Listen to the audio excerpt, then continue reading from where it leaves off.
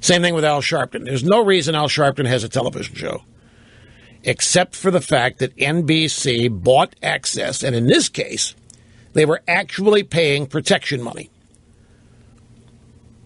Al Sharpton owes the IRS $4.5 million. IRS has got a trail of bad debt all over this country. Al Sharpton is Al Sharpton. Al Sharpton perpetrates frauds. Al Sharpton perpetrates hoaxes. There he is every night on MSNBC, part of the NBC umbrella, and he's got his own show. And he is able to take that show to every hot spot in the country, be it Ferguson, Missouri, or to New York City.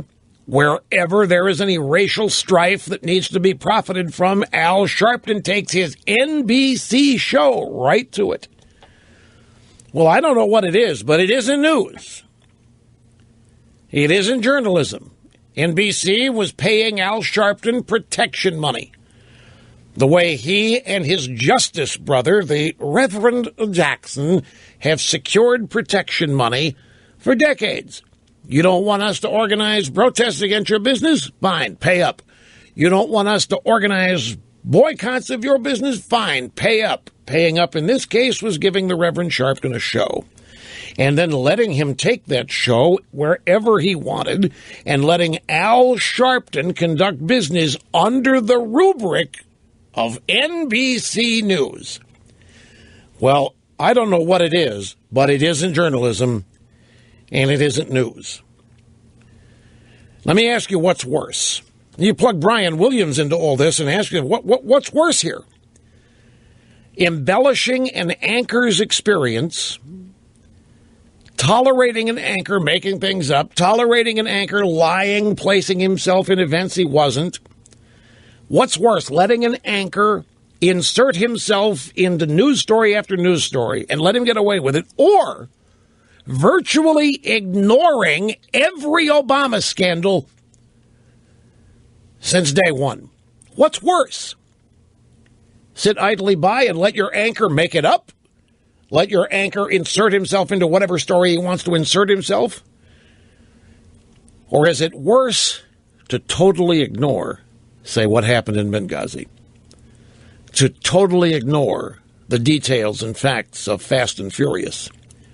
To totally ignore the Obama administration using the IRS to harass and intimidate and scare, dare I say, abuse American citizens? NBC ignored that story. They still don't get excited about it. You may not, if you watch NBC News, you may not even have heard the name Lois Lerner. If you watch NBC News, you may not know what has gone on in Benghazi. You watch NBC News, you may not know about Fast and Furious, except that maybe a bunch of conservative wackos think it's a big deal, but you laugh about it. What's worse? Letting an anchor go on the air every night and make it up, invent things, place himself in stories that he wasn't a part of, or sitting there and cheerleading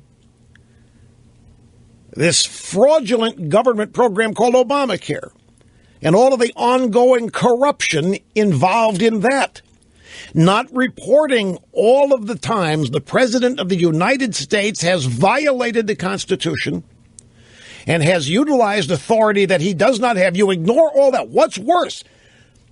What's NBC so profoundly embarrassed about today? What are they quaking in fear over of their credibility? They've got an anchor out of control.